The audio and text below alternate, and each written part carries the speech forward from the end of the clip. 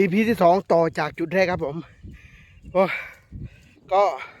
อันนี้พูดกันแบบวิชาการหรือไฟบัตรจะยังไงก็ช่างคือสเตย์คางเนี้ยเนาะที่จริงสเตย์มัดไปเตียบเจียงไหมนะเบอร์ตึกมารุ่ยกระปุนอะสเตย์มัดปิ้งบึบมัดเดอเบอร์ทำไมตะปีสเตย์เลยเดอเบอร์รงไอตึกวิโฮโมดลสเตย์นี่นั่นเบอร์จอติดปีสเตย์กรอมตึกโนปีสเตย์เบอร์มันโมงไงเนี่ยสเตย์คงจะตึกปิงแต่มัดมีเรื่องนอกตะเรงทาก็ได้เสกหาเคียงมัดกินเบอร์โจเสกกินตะคนนบัตนุทางที่เสกที่ต่างระดับขึ้นเบอร์โจเสกที่ตัวบานก็ได้กินเบอร์โจก็ได้กินต้องลงทุนกาพลือเพื่อเอาติโฮมเสกมันแต่คอยบัตชามนี้มัดคอยเปรียบมุจเจริญเฮ้ย2 ปี 3 ปีที่ผ่านมาเตอร์เสกคอยเปรียบหมดตลอดเอากิเบอร์ด่าเสกมาตลอดมัดยอมเตอร์เสกรอยกียอมลงทุนคอยปลุกเราทำไมชามนี้เบอร์บ้านเอาไปบานโปรเนียมันก็เอาไปบานโปรเนียบัตเพราะว่าตึกเสนี่พี่ก็สามารถเบิกโจตุกรมบานกินมันเบิกกี่เบิกโจเสมัน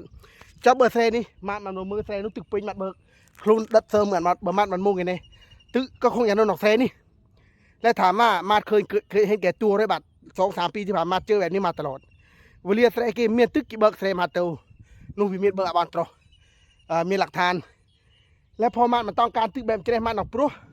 กี้ก็ต้องการหนอกปลุกไม่กินเบิกด่าเสกี่โจตัวอย่างมันเบิกปีเสหรือตัวเสกรมก็ได้กี่ต้องเบอลงทุนกาพลือทำไมปีพลือตรกาบโอโจมูเสกขมาดโอ้โหมันเนี่ยปิงเสนู้ปิงเสนี้แล้วก็โมกาพลือเตะโอ้โหโจเสกขมาดหลังจากที่มาดคุยเปรียบมาหลายชนามแล้วชนามนี้มาซุ่มใหญ่บัดอะไรน้องมองว่ามาเห็นแก่ตัวกับควายแต่ว่าวันนี้มาคุยปุ้ยคุยพันไปจูทำไมปวดทำไมมันมีอะไรมาจูใจมาตีอันนี้ยันนี่แบบตรองเลยว่า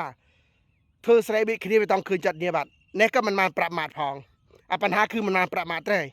เบอร์ด่าเสมาบ้านมันหาทีแต่ว่า